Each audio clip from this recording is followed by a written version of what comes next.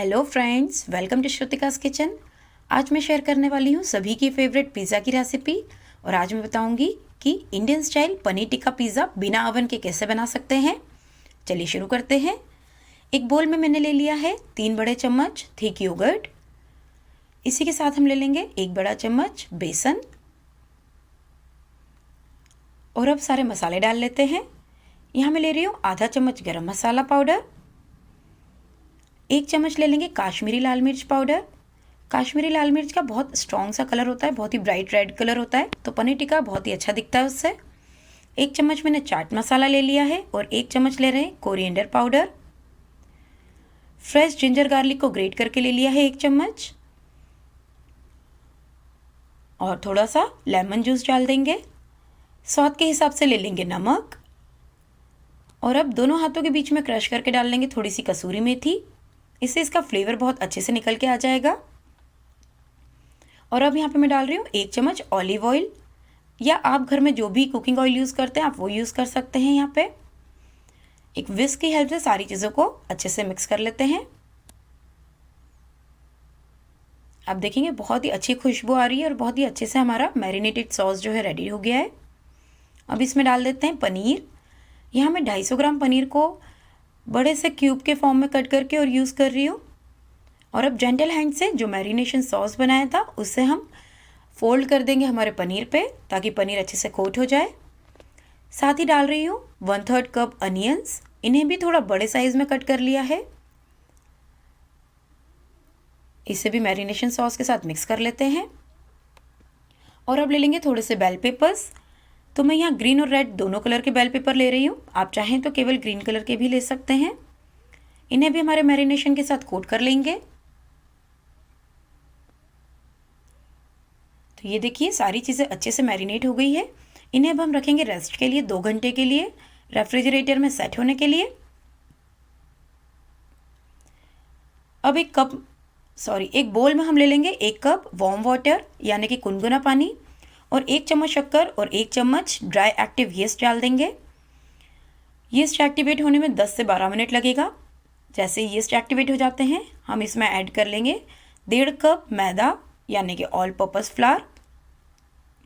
साथ में थोड़ा सा नमक डाल देंगे और थोड़ा थोड़ा पानी जितनी ज़रूरत लगेगी उस हिसाब से ऐड करते हुए एक सॉफ्ट सा डो बना लेंगे।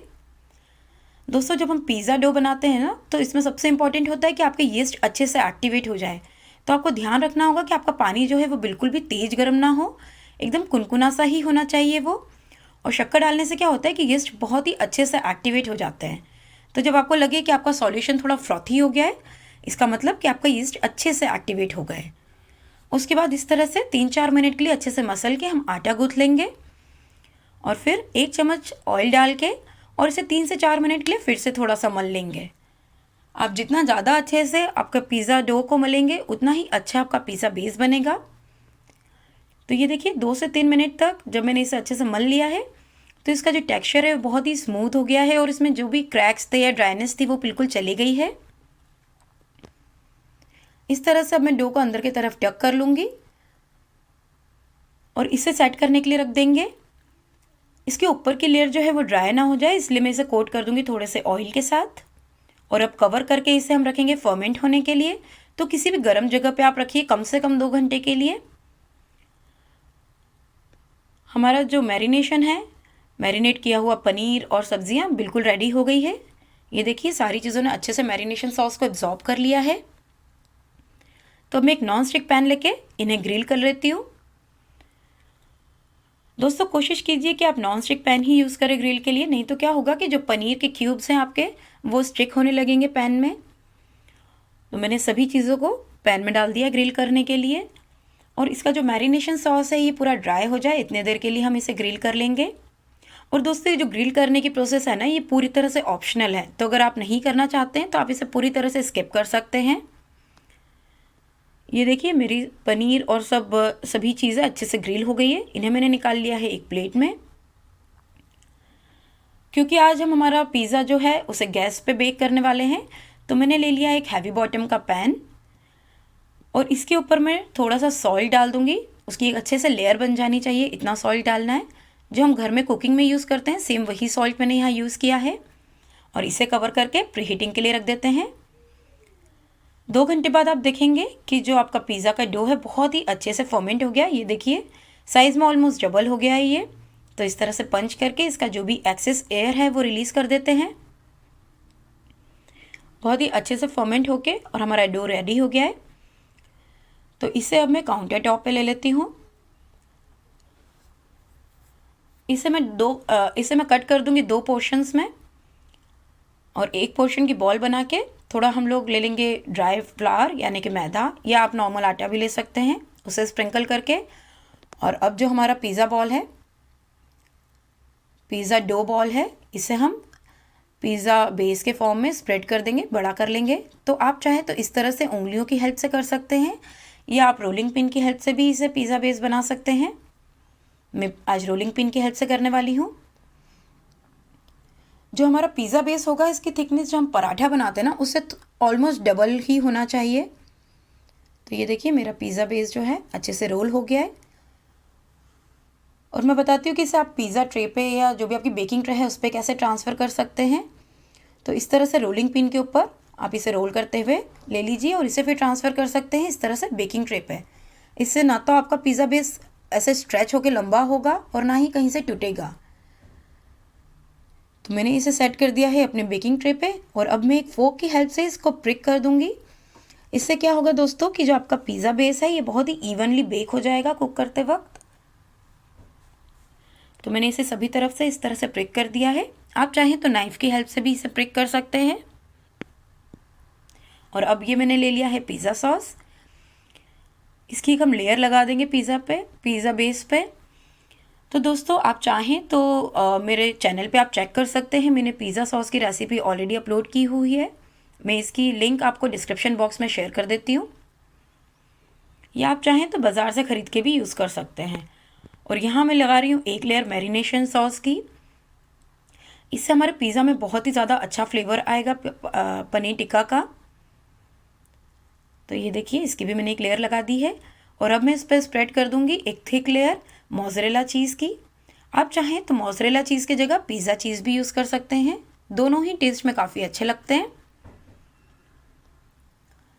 और अब इस पर हम जो भी हमने सब्जियों को ग्रिल किया था मैरिनेट करके, पनीर को और कैप्सिकम, अनियन, इन सभी चीज़ों को रख लेंगे पिज़्ज़ा के ऊपर।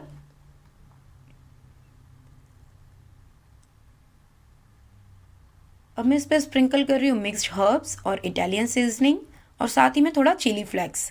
तो आप जो भी स्पाइसेस हैं अपने टेस्ट के हिसाब से कम ज़्यादा कर लीजिए, एडजस्ट कर लीजिए। एक और इस पर लेयर लगा देंगे चीज़ की।